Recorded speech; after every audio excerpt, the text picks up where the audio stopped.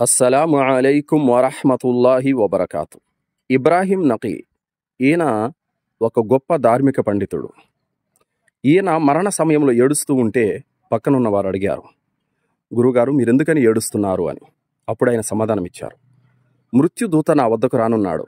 స్వర్గ శుభవార్తనైనా ఇవ్వచ్చు, నరక దుర్వార్తనైనా ఇవ్వచ్చు. ఏ వార్త తీసుకొని వస్తాడో అని ఆందోళనతో ఏడుస్తున్నాను అన్నారు. సోదరులారా, నిద్ర లేచినప్పటి నుంచి పడక మీదకు చేరుకునేంత వరకు వారి జీవితాలు ఇస్లాం ధర్మం కోసమే గడిచాయి.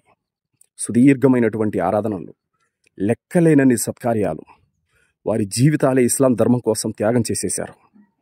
అంత గొప్ప దైవభీతి పరులు అయ్యుండి కూడా, అంత గొప్ప సదాచార సంపన్నులు అయ్యుండి కూడా, అంత గొప్ప జ్ఞానవంతులు అయ్యుండి కూడా అల్లాతో భయపడి ఏడుస్తున్నారు. ఈనాడు మన పరిస్థితి ఏమిటి సోదరులారా? స్వర్గం ఏదో మనకు ఖాయమైపోయినట్టు, పక్కా మనకు ఫిక్స్ అయిపోయినట్టు ప్రపంచంలో ఈరోజు స్వేచ్ఛగా తిరుగుతూ ఉన్నాం. ఆరాధనలు వదిలిపెట్టేసి, సత్కార్యాలు వదిలిపెట్టేసి, దైవభీతి అనేది లేకుండా పాపపు ఊబిలో కూరుకుపోయి ఇష్టానుసారం జీవితం గడుపుతున్నాం. సోదరులారా, సుదీర్ఘమైనటువంటి నమాజులు చేసిన వాళ్ళే, లెక్కలేనన్ని సత్కార్యాలు చేసుకున్న వాళ్ళే అంతగా ఏడుస్తున్నారు. మన ఆరాధనలు అంతంత మాత్రమే, మన సత్కార్యాలు అంతంత మాత్రమే. మరి మన వద్దకు కూడా మృత్యుదూత ఒక రోజు రానున్నాడు.